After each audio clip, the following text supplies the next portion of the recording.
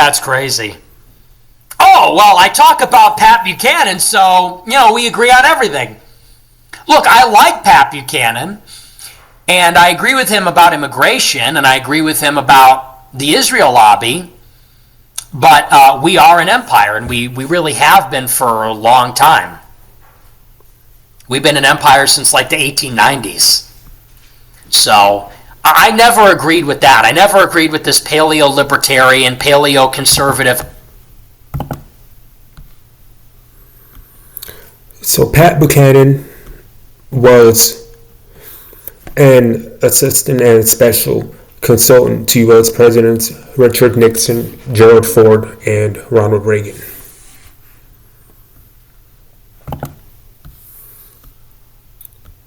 Pat Buchanan was right about everything as Heritage scrambles over Nick Fuentes, its endorsement of the nativist pundit for a presidential medal remains.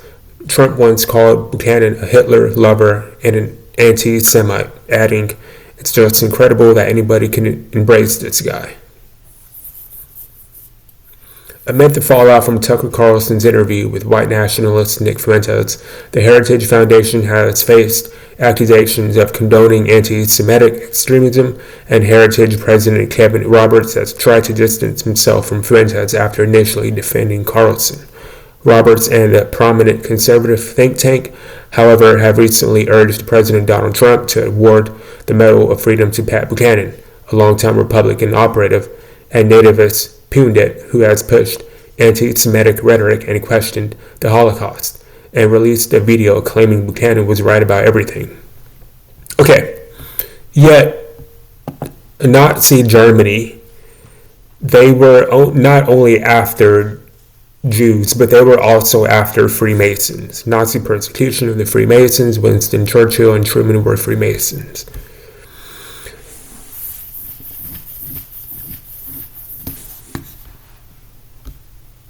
The basis for the Nazi persecution of the Freemasons was their assertion that the Freemasons were part of a Jewish conspiracy and were one of the main reasons Germany lost World War I.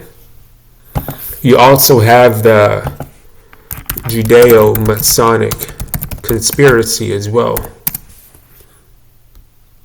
And I have a book on Nazi Germany that I'm still reading right now, and in their blacklist, I think it was by Himmler, you have the founder of the Cub Scouts movement, who was also a Freemason, and you have other people like Sigmund Freud and a lot of other people that were Freemasons. Judeo-Masonic conspiracy theory. The Judeo-Masonic conspiracy is an anti-Semitic and anti-Masonic conspiracy theory involving an alleged secret coalition of Jews and Freemasons. Anti-Semitism blended after the French Revolution with anti-philosophy and anti-Masonic and anti-Illuminati conspiracy theories.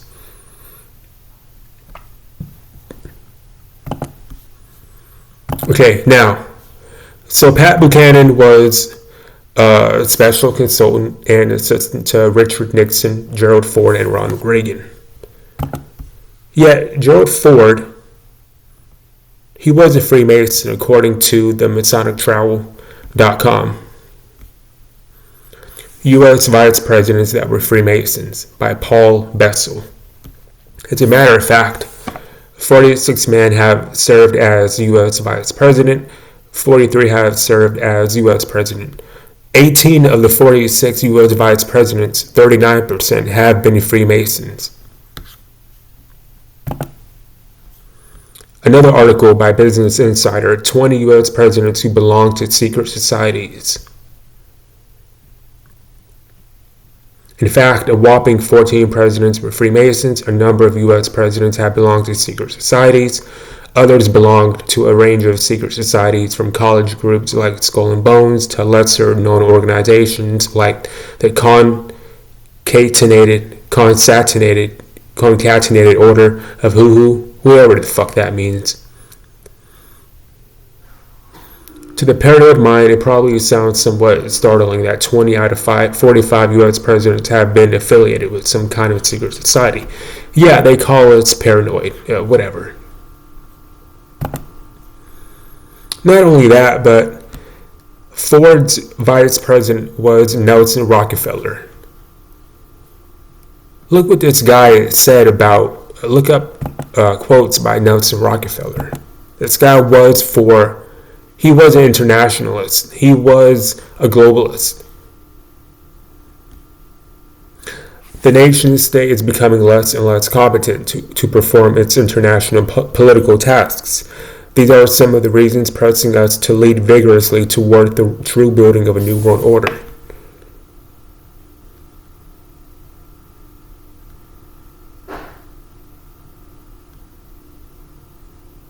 As president, I would work toward international creation of a new world order.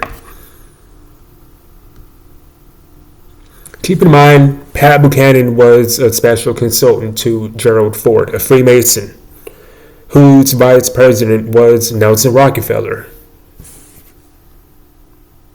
Wasn't it one of the Rockefellers or the Rothschilds that said in the 1994 UN conference meeting that all we need is the right major crisis and the nations will accept a new world order?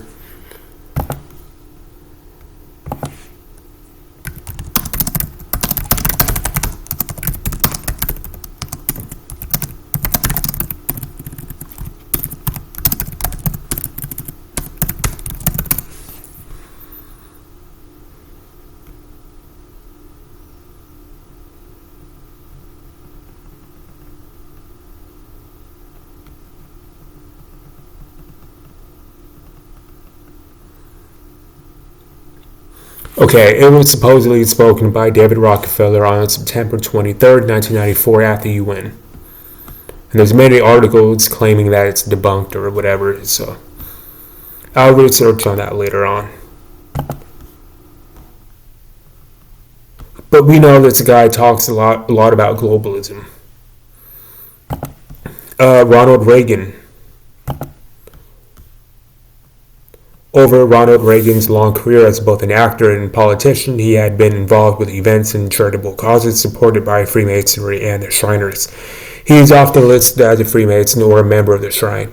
Now, Freemasons thought a great deal of Ronald Reagan without question, but President Reagan was never a Freemason himself. Yet he promoted, he endorsed, he condoned Masonic ideals, so he's a Freemason to me. I couldn't find anything on Richard Nixon. But you get how in this anti-Semitic movement, anti-Israel, Jewish lobby, how there's key actors on both sides. Like, how could you be anti-Semitic, yet you're a Freemason? How could you...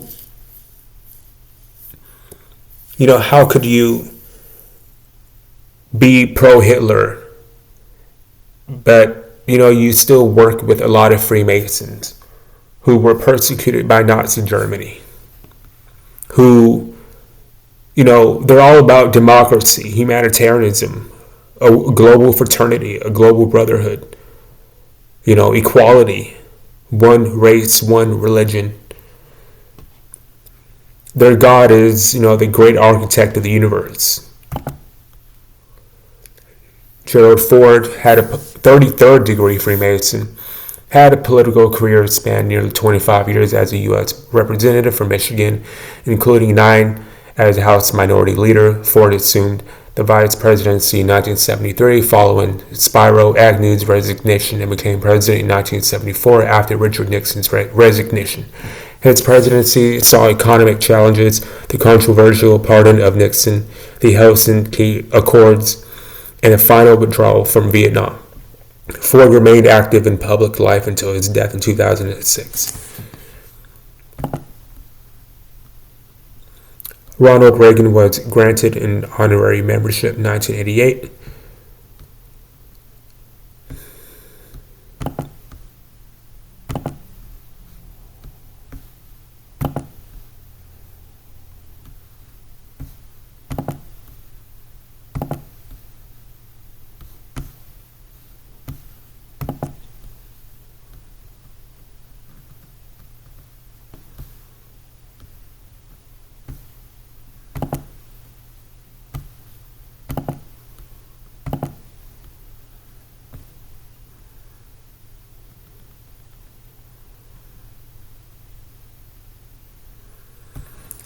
So even though Richard Nixon wasn't a Freemason, his vice president at that time, Gerald R. Ford, was a 33rd degree Freemason. And after his vice presidency, he became president, and his vice president was Nelson Rockefeller, who wasn't a Freemason, but he's a Rockefeller. He's a globalist. He's one of the world's most powerful families.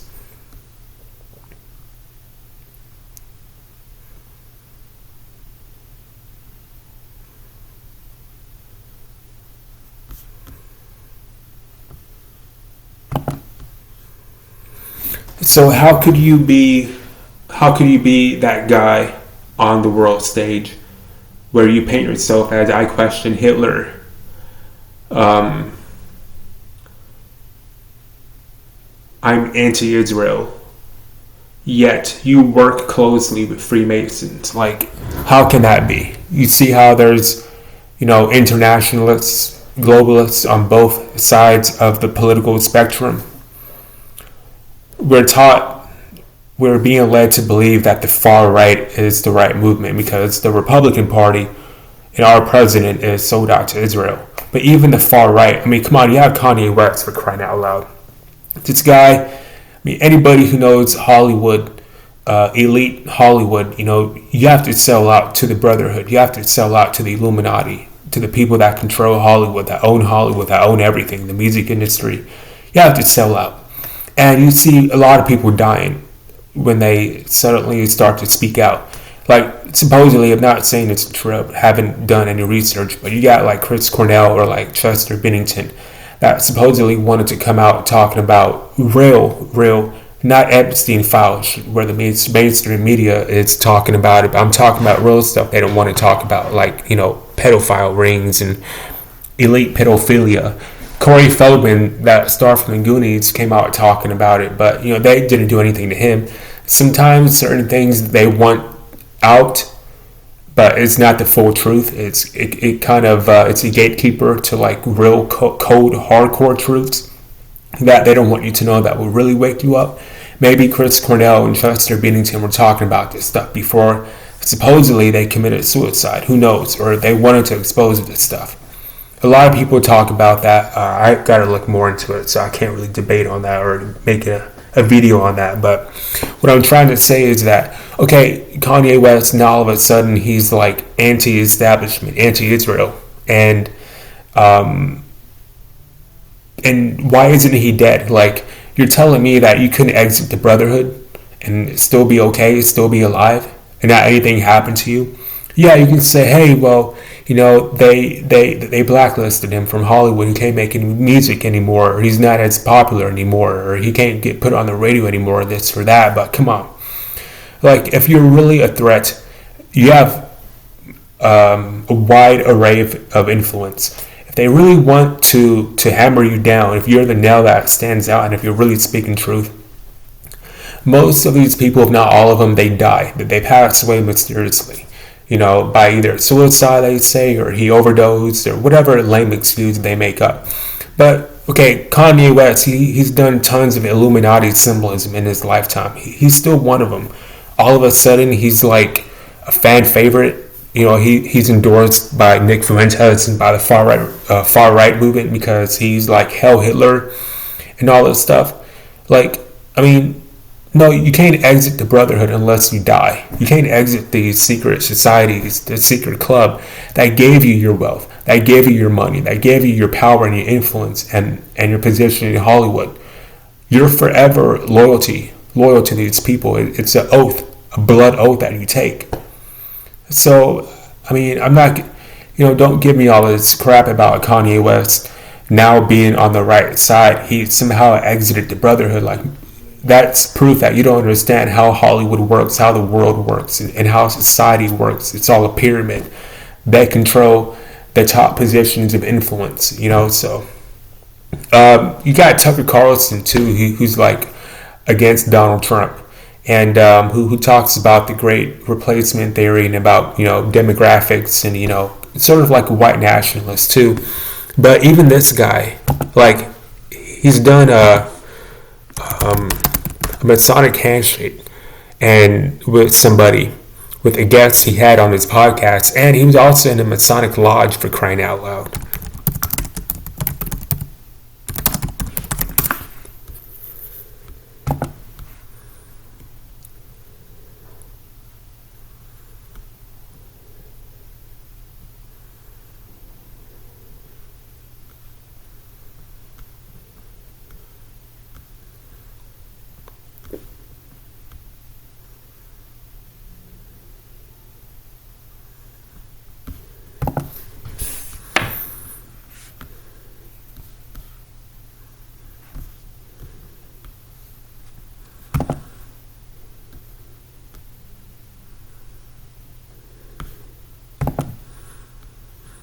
Based populist Tucker Carlson regularly wears a red Kabbalah bracelet, the red string bracelet commonly linked to Kabbalah's Jewish mystical tradition. It is believed to offer protection against the evil eye and negative energies. The practice involves wearing a thin red string on the left wrist, which is thought to be the side of the body more vulnerable to spiritual harm. While rooted in Jewish mysticism, the red string has gained broader popularity, including among celebrities, sometimes as a spiritual or fashion statement rather than a strict religious practice.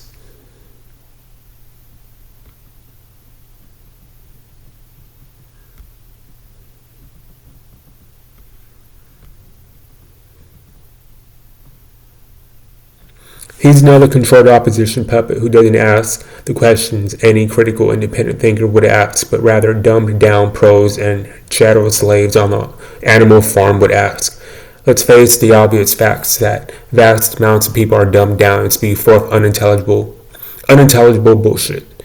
You won't get out of the system unless you create another system outside of the current system that controls all of us. You either learn to adapt and adjust to the changes necessary to do that, or you comply. But there's like pictures of them in like, yeah, here you go. Like if you look it up yourself, that is a Masonic handshake. That is a Masonic handshake right there. And he's in a Masonic temple. And yet, he's far right. He's alternative right. Like, that's what I'm trying to say. You know, I try not to, I don't research what we see on TV, what we see with our eyes. I research the invisible hand, the hidden government, the shadow government, you know, the real people in power. I still think that there's people on top of Jews, on top of Israel. Just like with Bill Cooper in his documentary that you can see on YouTube as well. You know, yeah, it's not the Jews, even though they're a part of it. But just like, you know, they have their own masters. They have the people that they respond to, that they adhere to, that they bow down to. And it's those people that I try to research. And who knows who these people are? I mean, all I know is that they're an invisible entity, an invisible power. But Benjamin Netanyahu, you see him every day on TV. You know, I mean, again, the source of the problem is called the hidden hand, the shadow government, the invisible government. Israel, you can still see Israel. You know, that's why I research secret societies, the Freemasons and the Cathars, the Knights Templar, the Rosicrucians, and this Gnostic occult philosophy, because, you know, this is our common enemy. Secret meetings by secret people, a select few people who worship, who adhere to esoteric knowledge only reserved for a few people, and they want the New World Order, one world religion of polytheistic paganism, occult world religion where we're all interconnected, we're all one. But yeah, that's something I found pretty interesting about Nick Fuentes.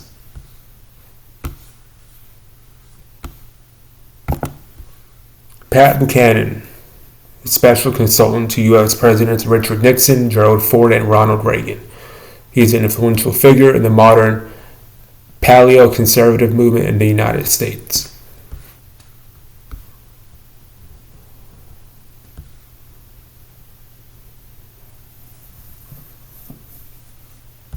Yeah, all sides are controlled opposition. All you have is you, your family, your friends, and your faith in God, in the God of the Bible. But all of these people in the higher ups, in the higher realms and levels of society, they're all controlled opposition.